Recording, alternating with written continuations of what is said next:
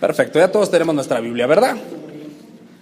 Hoy vamos a revisar un tema muy interesante. Vamos a estar viendo por ahí algunos datos.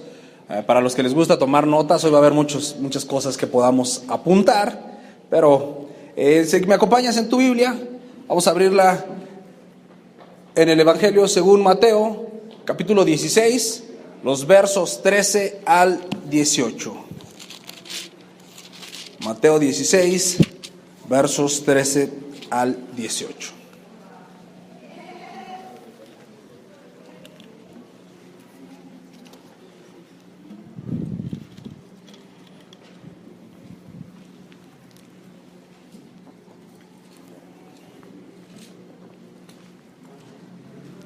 Y cuando estés en Mateo 16, versos 13 al 18, levanta tu mano para que yo sepa que puedo comenzar a leer. Excelente. Muy bien. Mateo 16, 13 al 18, dice así: Viniendo Jesús a la región de Cesarea de Filipo, preguntó a sus discípulos diciendo: ¿Quién dicen los hombres que es el Hijo del Hombre? Ellos dijeron: unos Juan el Bautista, otros Elías, y otros Jeremías o alguno de los profetas.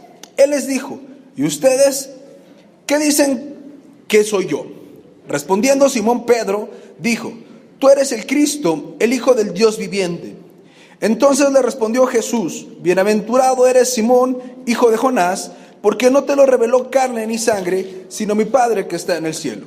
Y yo también te digo que tú eres Pedro, y sobre esta roca edificaré mi iglesia, y las puertas del Hades no prevalecerán contra ella. Y todos decimos amén. Hoy vamos a hablar acerca de... Ayúdame a leerlo. ¿De qué vamos a hablar? ¿Todos ustedes saben quién es Jesús? ¿Seguros? Si alguien en la calle te preguntara quién es Jesús, ¿tú le podrías explicar claramente quién es Jesús? ¿Sí? Más o menos.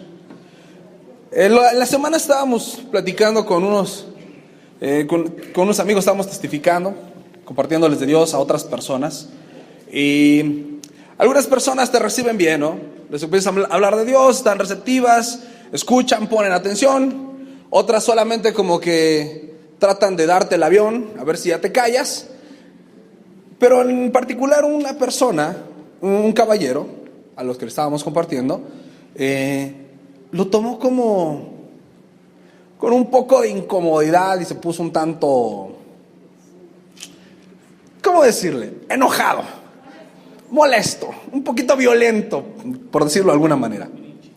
Porque cuando testificamos, o al menos yo en lo personal, trato de llevar a la gente a que se den cuenta de su condición, ¿no? O sea, que han pecado, que son pecadores, porque la mayor parte de las personas creen que son buenas, ¿no? O sea, si tú sales y le preguntas a alguien si es una buena persona, la mayor parte de las personas te dicen sí. Entonces les preguntamos si se saben los 10 mandamientos, y si dicen sí, aunque no se lo sepan, les decimos: ok, ¿sabía usted que uno de los 10 mandamientos es no robarás? ¿Sí? ¿Ha robado algo? Y generalmente la respuesta de todos es sí.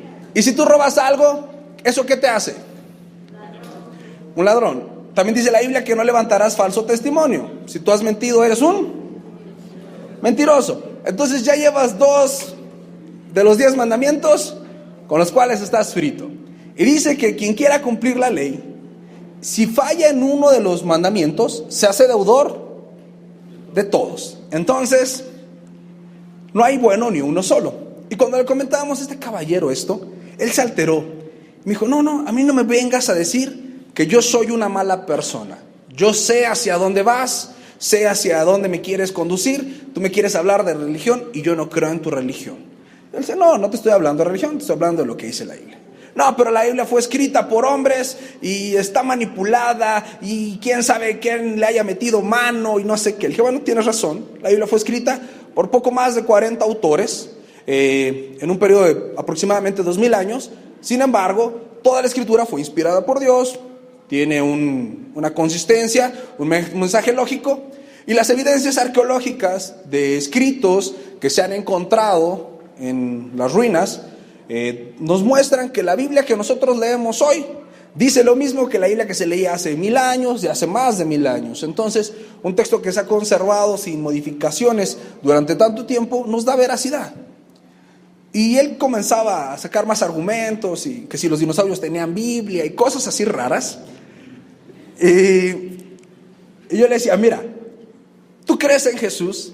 Me dice, no, Jesús no es Dios. Jesús era un hombre como tú y como yo, y malinterpretamos todo lo que Jesús dijo, y le dan tintes religiosos y sectarios. Total que no pudimos hacer lo que entendiera, lo que queríamos que entendiera. Y me quedé pensando en eso. El mayor conflicto en la vida de esta persona, el mayor problema que él tenía era no entender quién es Jesús. Al no entender quién es Jesús, su concepto de todas las demás cosas está errado. Incluso sus escalas de valores y todo lo demás no lo puede entender bien porque no entiende quién es Jesús. Pero yo les pregunto a ustedes, mis amados que vienen cada 8 días o que estás hoy por primera vez, ¿quiénes de ustedes saben quién es Jesús? Levanta tu mano si tú sabes quién es Jesús. En esta parte todos levantamos la mano. Si es que me sentí raro porque casi nadie levantó la mano, no me preocupen. Ok, vamos a revisar esta historia, porque precisamente se trata de quién es Jesús. Vamos a revisar verso por verso y te voy a platicar algunas cosas. Espero no hablar demasiado rápido para no revolverte. El verso 13 sitúa esta historia ¿en qué parte?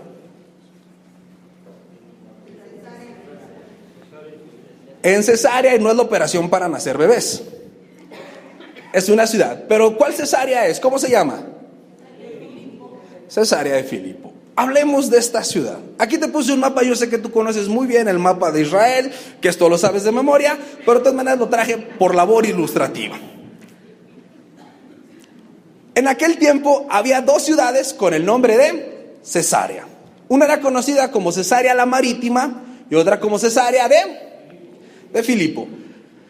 Cesarea de Filipo es, se alcanza a ver en el mapa, la parte de arriba, el primer círculo rojo con esa flechita, ahí está Cesarea de Filipo. Y Cesarea la Marítima está aquí como a la mitad, por donde es Samaria, hacia la costa, ahí está.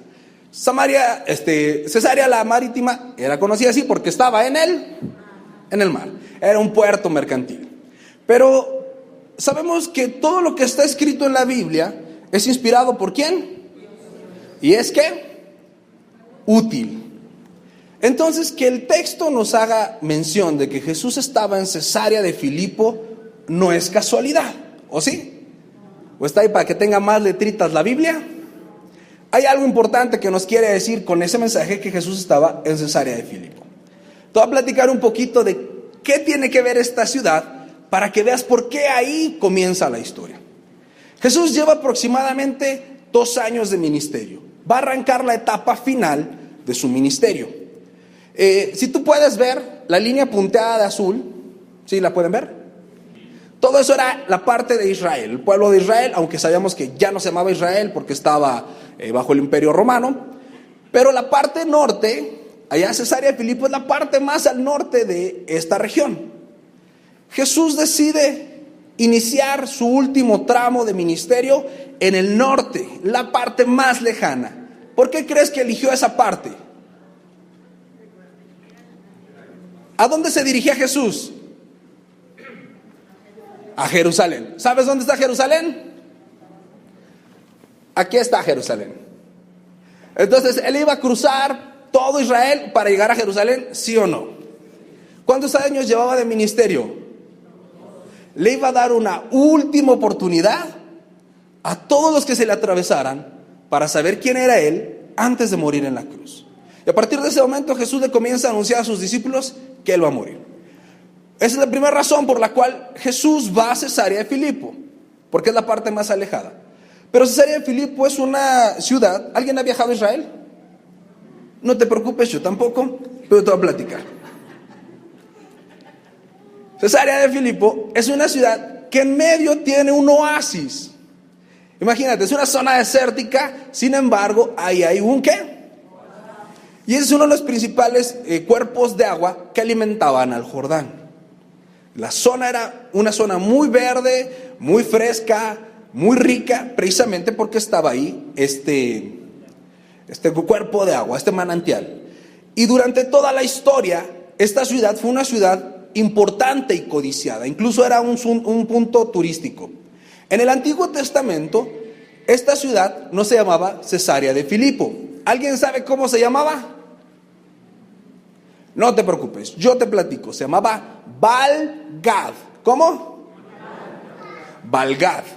Y se llamaba Baal-Gad porque ahí, esa ciudad, fue edificado un templo en honor a un dios pagano llamado Baal. Muy bien.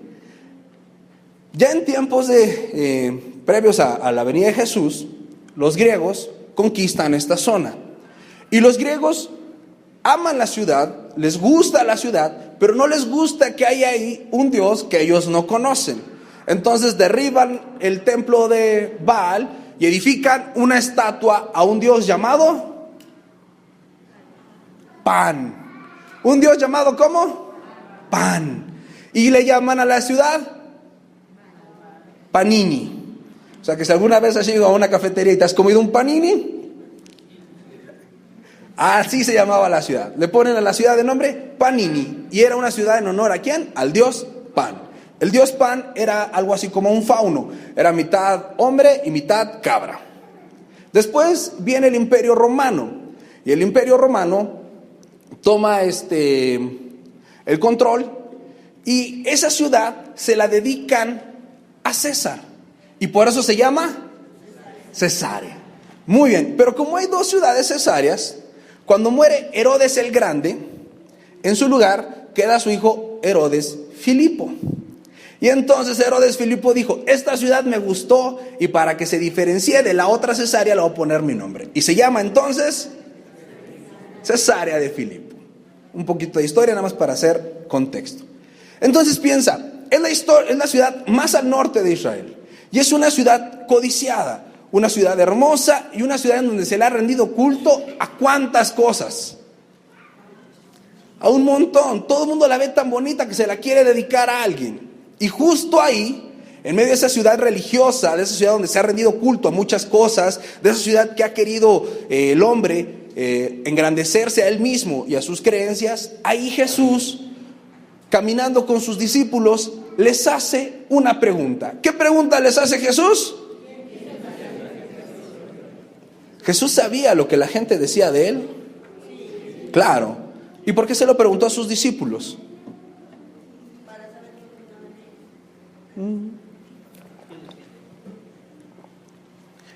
Fíjate. ¿Cuántos discípulos tenía Jesús? 12. Y con estos 12 les pregunta Jesús a sus discípulos, oigan muchachos, ¿quién dice la gente que soy yo? Y ellos, ni tardos ni perezosos, empezaron a responder. Jesús quería que los discípulos se dieran cuenta el concepto que de él se tenía. Como lo que te platicaba cuando le estaba compartiendo a este caballero que decía que Jesús había sido solamente un hombre, un buen maestro, y que tú y que yo habíamos interpretado mal sus palabras. Él tenía un concepto de Jesús, pero un concepto equivocado. Y esta pregunta que les hace Jesús es justamente con ese objetivo, que ellos vean el error en el que está la gente al pensar acerca de Jesús. Y vamos a revisar, bueno, está en Mateo 13, vamos a revisar ¿qué? Lo que la gente creía, y esto está en el verso 14. Y el verso 14 nos platica qué era lo que la gente creía. Y vamos a analizar qué creía la gente. Ellos dijeron, cuando dice ellos, se refiere a quiénes? A los discípulos. Los 12 discípulos le responden a Jesús. Unos dicen que eres ¿quién? Pregunta. Vámonos primero con Juan el Bautista. ¿Qué tan inteligente era la gente que creía que Jesús era Juan el Bautista? ¿Por qué no eran muy brillantes que digamos? ¿Quién bautizó a Jesús? ¿En dónde lo bautizó? ¿Cuánta gente habrá habido ese día en el Jordán? Eran primos Juan y Jesús. Entonces la gente que decía que Jesús era Juan el Bautista era la gente que más desconocía acerca de Jesús, la gente que menos idea tenía. ¿Y sabes por qué se decía que Jesús era Juan el Bautista? Porque Herodes, si tú recuerdas, andaba ¿con quién? Con Herodías. Y le piden que le corte la cabeza a Juan el Bautista. Y se la corta, pero él se queda con un remordimiento. Y Herodes con los días conoce a Jesús. ¿Y qué piensa Herodes? Que es Juan el Bautista que ha resucitado. La misma Biblia lo dice. Entonces por eso mucha gente creía que Jesús era Juan el Bautista, porque no sabían de dónde venía, solo habían escuchado lo que Herodes creía. Y así hay un montón de gente que no sabe nada de Jesús, no se ha puesto a investigar quién es Jesús, pero escuchó alguna vez algo y es lo que cree. Lo segundo que le contestan es que eras, ¿quién? Elías. ¿Por qué la gente creía que Jesús era Elías?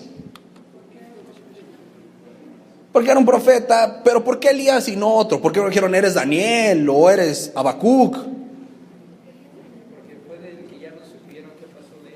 Exactamente, porque Elías no murió. Elías fue arrebatado y se profetiza que Elías regresará y él hará volver el corazón de los padres a los hijos y de los hijos a los padres. Esta gente que creía que Jesús era Elías era gente que por lo menos conocía ¿qué?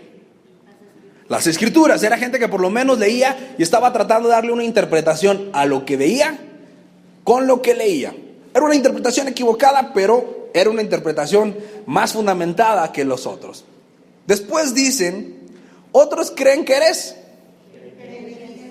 Aquí sí ya la cosa se empieza a poner rara. ¿Por qué Jeremías?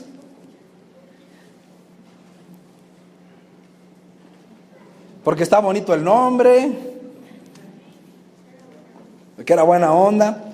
Jeremías es conocido como el profeta que lloró, porque Jeremías lloraba ¿por quién? Por Israel. Y Jesús lloró. La gente había visto llorar ¿a quién?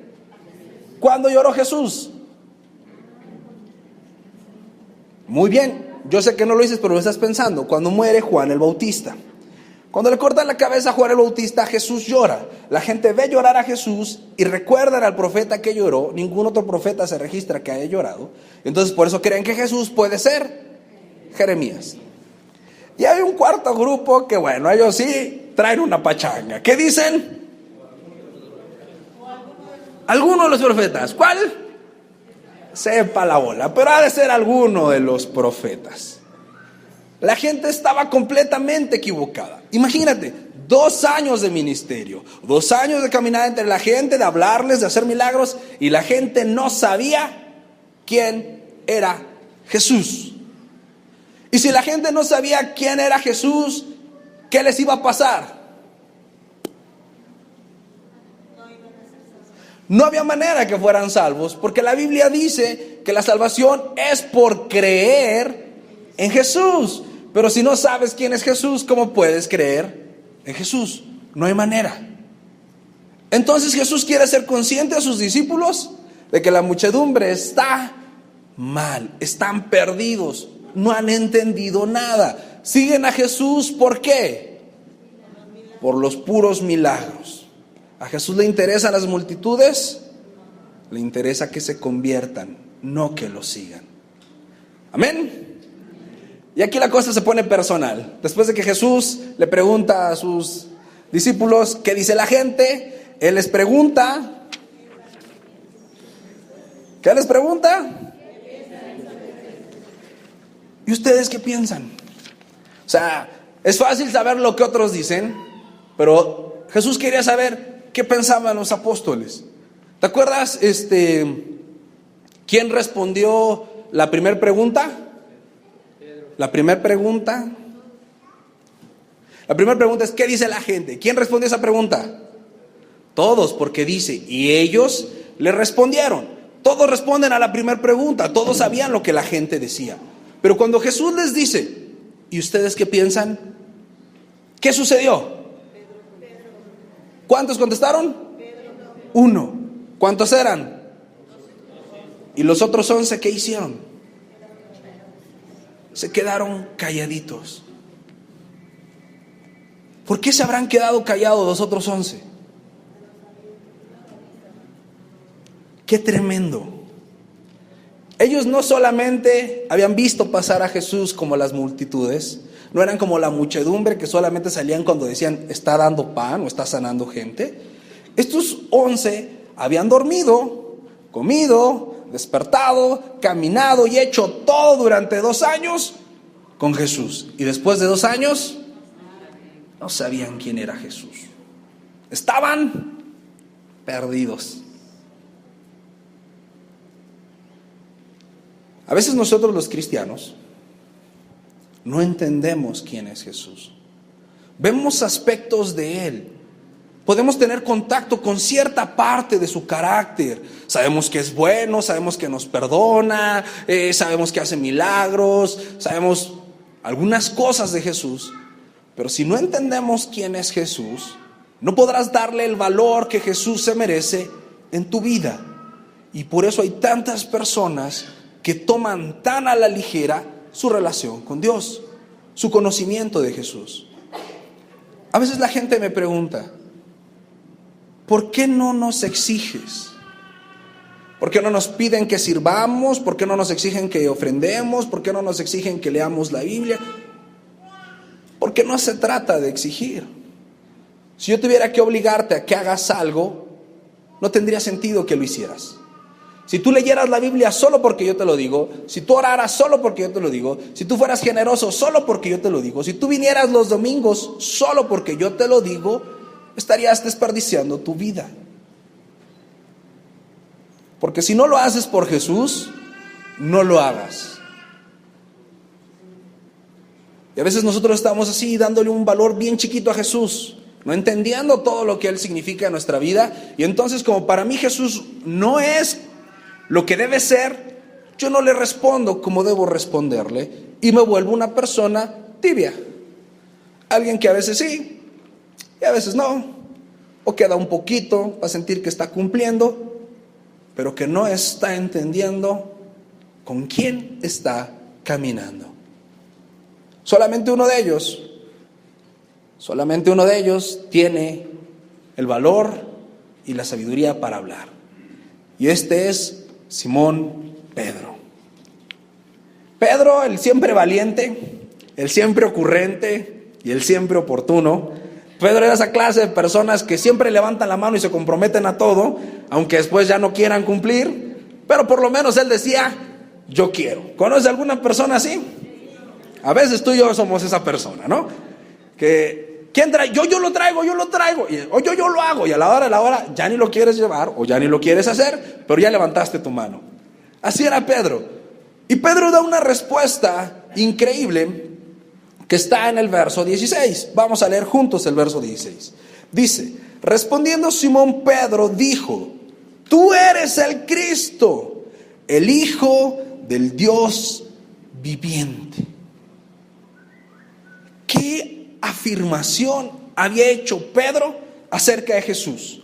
No dijo, eres un gran maestro, no dijo, eres un profeta, no dijo, eres un líder espiritual, le dijo, eres Él, el Hijo del Dios viviente. Pero antes del Hijo del Dios viviente, eres Él, el Cristo, el Hijo del Dios viviente. 2 atribuciones que le da a Jesús que enseñan y que nos muestran por qué Pedro fue el apóstol que regresó a Jesús y que confirmó a los otros 11. ¿Qué significa la palabra Cristo? El Mesías. ¿Y qué significa la palabra Mesías?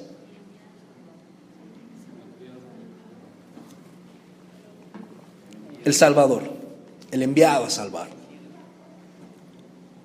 ¿Por qué es importante que entiendas que Jesús es tu Salvador? ¿Todos saben que Jesús es su Salvador? Por lo menos lo has escuchado. Ya que lo entiendas, hay un cachito, pero por lo menos lo has escuchado. ¿De qué te salvó Jesús? De la muerte no, porque te vas a morir. Pero después de la muerte hay una consecuencia muy fea que se llama condenación eterna. Porque puedes ir al infierno o ya directito al lago de fuego. No importa, puedes estar en los dos. Pero si te mueres sin Jesús, estarás condenado.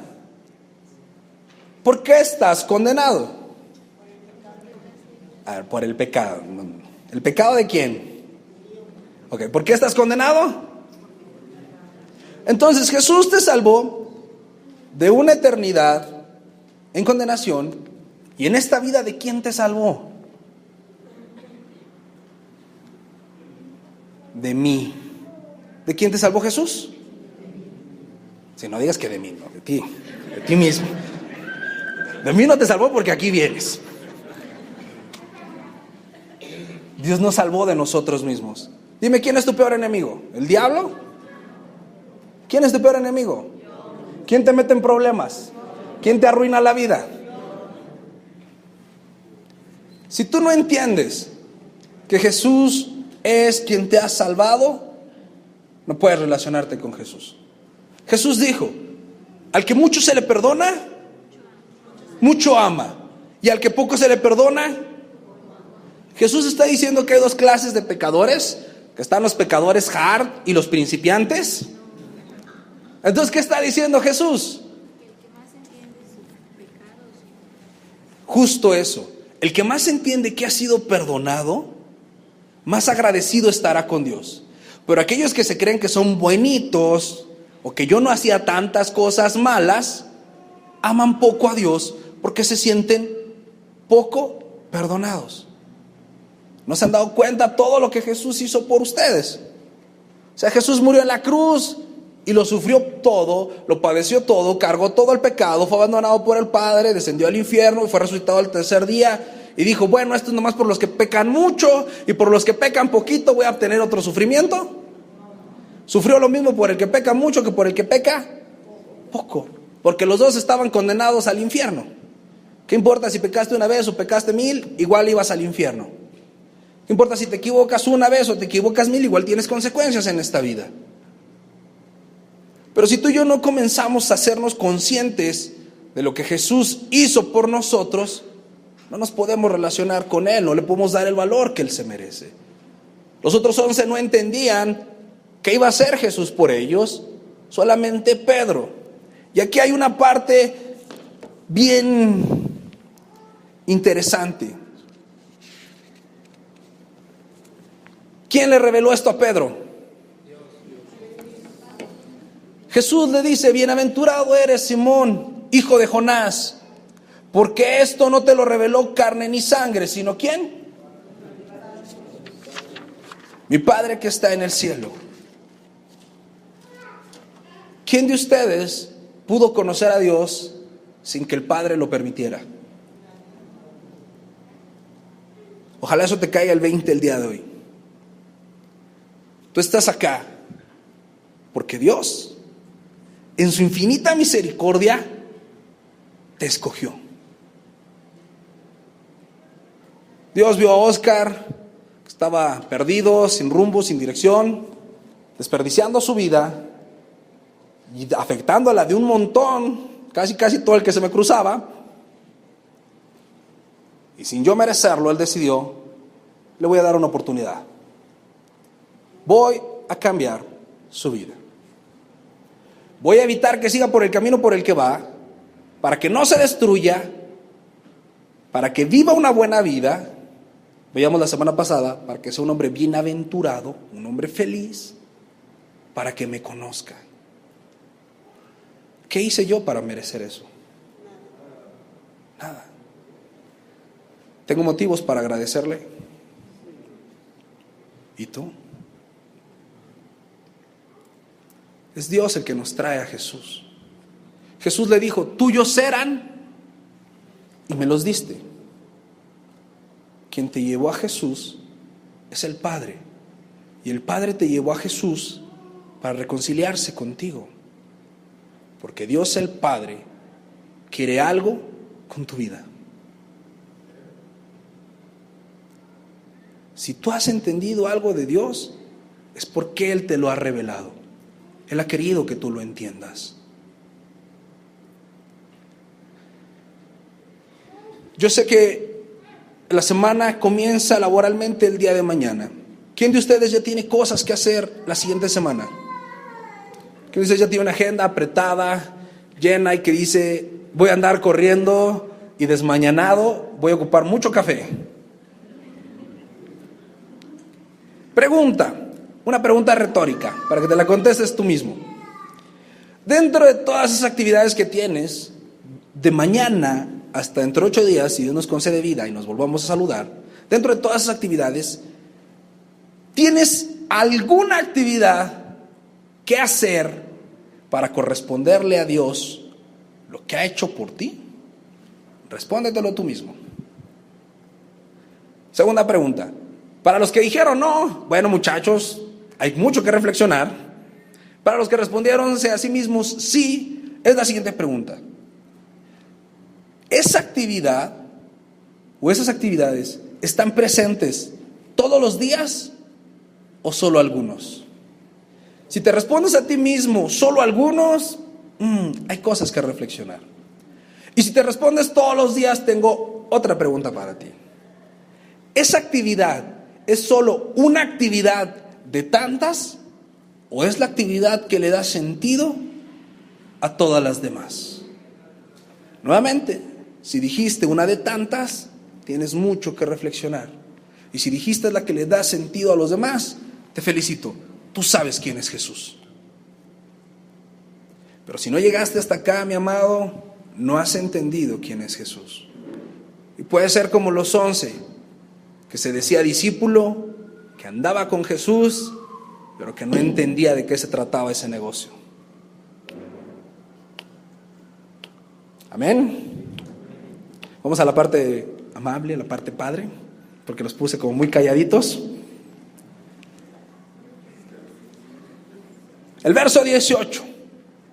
Después de que Jesús le dice a Simón que no se lo reveló carne ni sangre, sino su Padre que está en el cielo, le dice lo siguiente. Dice así: y yo también te digo que tú eres Pedro, y sobre esta roca edificaré mi iglesia, y las puertas del Hades no prevalecerán contra ella.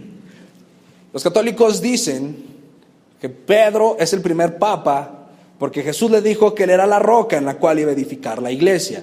Pero si se dan cuenta, en este versículo hay un juego de palabras. Porque primero le dice, bienaventurado eres, ¿cómo? Simón. ¿Cómo se llamaba Pedro en realidad? Simón, así. Se llamaba Simón. Pero Jesús le pone un apodo. ¿Cómo le llama Jesús a Simón? Pedro. Primero le dice, Simón, esto te lo reveló Dios. Y después le dice, y yo te digo, tú eres Pedro. Yo sé que todos ustedes saben qué significa Pedro. ¿Qué significa Pedro? Piedrecita. Los hombres, ¿cuántos hombres casados hay acá? Quizá tú cuando ibas a cortejar a tu hoy esposa, a ninguna otra más que a tu esposa, y no querías tocar la puerta, tomabas piedrecitas y las aventabas a la ventana. ¿Alguien alguna vez tomó una piedrecita, buscó una piedrecita en la calle para arrojarla a alguna ventana? ¿Qué tipo de piedras buscabas? Exactamente, buscabas un piedronón que le rompiera el vidrio y seguro se asomaba. Era una piedrecita. Eso significa Pedro, ese tipo de piedrecitas. Y después dice, ¿y sobre esta qué? No, roca. Usa otra palabra. Si tú eres una piedrecita y sobre esta roca edificaré mi iglesia. ¿Quién es la roca inconmovible? Jesús.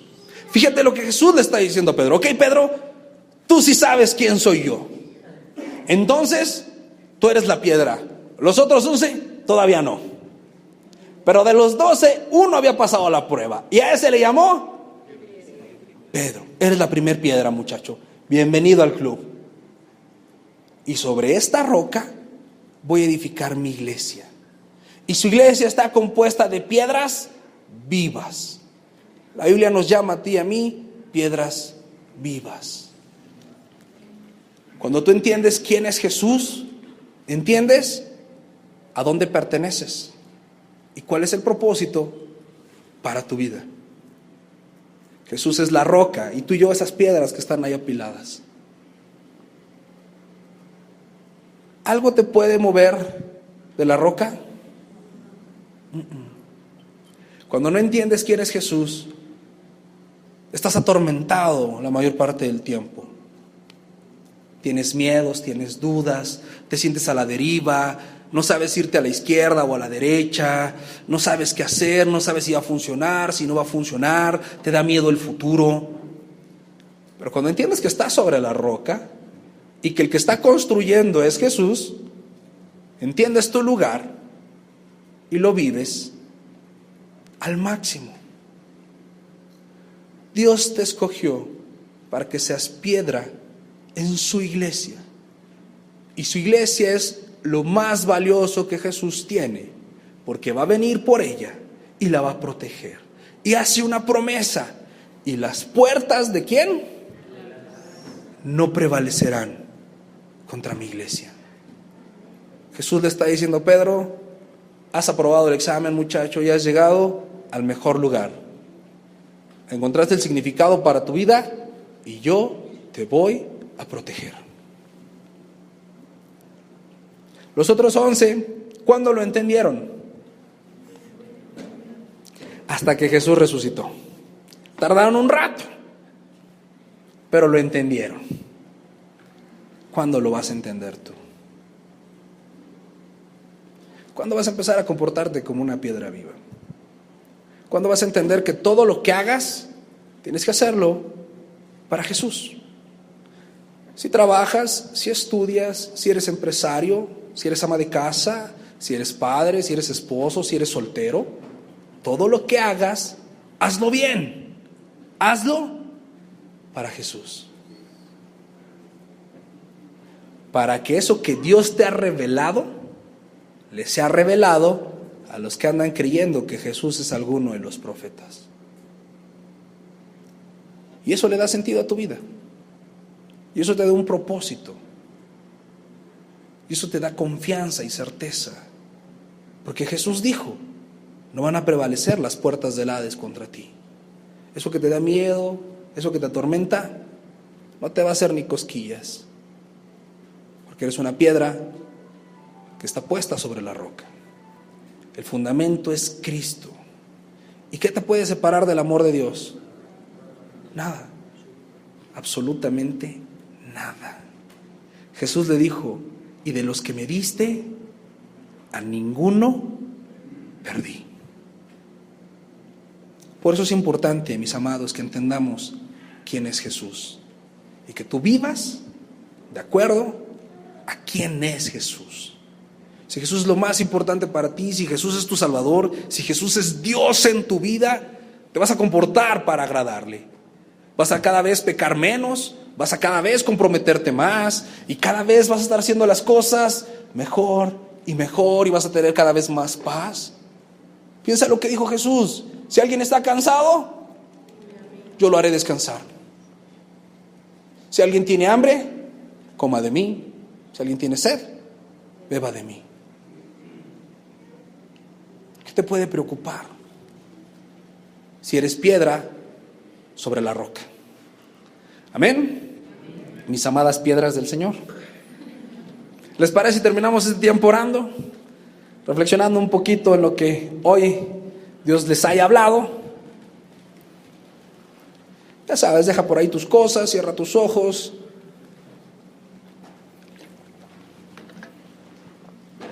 O tenlos abiertos como más te acomodes, pero reflexiona. Medita en esto que Dios hoy te ha hablado. ¿Quién es Jesús? ¿Quién es Jesús para ti? ¿Cuánto vale Jesús en tu vida? ¿Es realmente el centro de todo? ¿Es realmente la mayor motivación? ¿O solo es un buen maestro? ¿O es una de las actividades que tienes en la semana?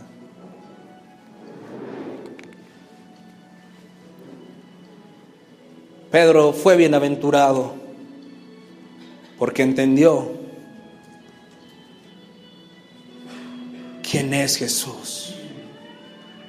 Es el Rey, es el Dios Todopoderoso, es el Creador del universo. Es ese Dios lleno de amor, que puso sus ojos en ti.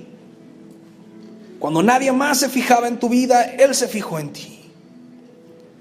Cuando nadie más apostaba por ti, Él lo entregó todo, porque confía y cree en lo que hará en tu vida. ¿Por qué no hablas con Dios? ¿Por qué no le confiesas y le dices lo que Él es para ti? Y hoy te haces bienaventurado como Simón, reconociendo que Jesús es el Cristo, que Él es tu Salvador, que Él vino al mundo, vivió la vida que tú no podías vivir, una vida íntegra, una vida sin pecado, y murió la muerte que tú merecías morir, una muerte bajo la ira de Dios, que es tu Salvador, que no dejó que te perdieras, que cuando parecía no haber esperanza, Él apareció y con sus brazos de amor te cubrió y te dice: yo te amo, tú eres mi hijo, eres mi hija. Las puertas del Hades no prevalecerán contra ti. Tú eres una piedra sobre la roca inconmovible. Jesucristo es el Hijo del Dios Altísimo, el Hijo del Dios vivo que vive en ti, que tiene para ti todo lo que tú necesitas: consejo, dirección, sabiduría, esperanza, perdón, misericordia. Da fuerzas al cansado, levanta al caído, sana al enfermo, aún resucita a los muertos. Es ese Jesús para el cual nada es imposible. Ese Jesús que te dice: no temas, cree solamente. Que te invita a confiar, a tomarte de su mano y a vivir la vida para Él, la vida abundante. Una vida de consagración, de compromiso. Una vida con un sentido. Una vida en la eternidad. Amado Dios, hoy estamos aquí, Señor, por tu misericordia, porque tú nos permitiste entender quién es Jesús, porque nos has manifestado tu amor, ese amor incondicional, ese amor que nunca cambia, que nunca deja de ser. Nos has dado tu misericordia y eres paciente con nosotros.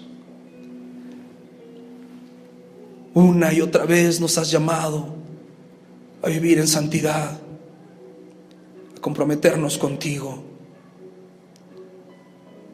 a dejar las cosas viejas en el pasado.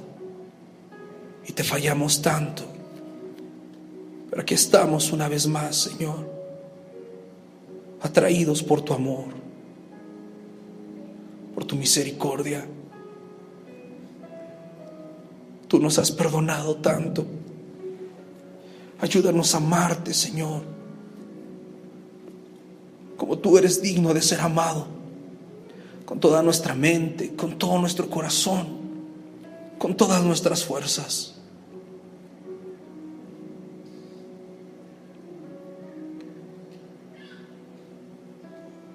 A vivir de acuerdo a tu voluntad, a confiar en tu propósito, a tomar decisiones que nos acerquen a ti, y que en el día a día, en la escuela, en el trabajo, en la casa, con la familia, con los vecinos, podamos hacer tu voluntad y hablarle a los demás de lo que has hecho con nosotros, y cómo diste esperanza a este pecador que no la merecía.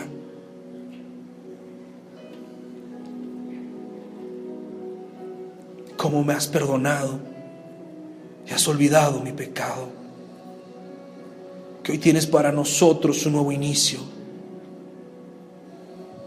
porque nuevas son tus misericordias cada mañana, Jesús, que derramaste tu sangre por nosotros, que resucitaste y nos abriste las puertas al cielo, que no estamos solos, que vives en nosotros, que nos conoces, que nos comprendes, que tienes misericordia de nosotros. Gracias, Jesús, por ser nuestro Salvador. Gracias por ser Emmanuel, Dios entre nosotros. Gracias por tanto amor, por tu paciencia. Hoy, Señor, yo te ruego que tú nos ayudes a vivir de acuerdo a esa verdad de quién eres tú. Que cada uno de nosotros, tus hijos e hijas, renovemos nuestro compromiso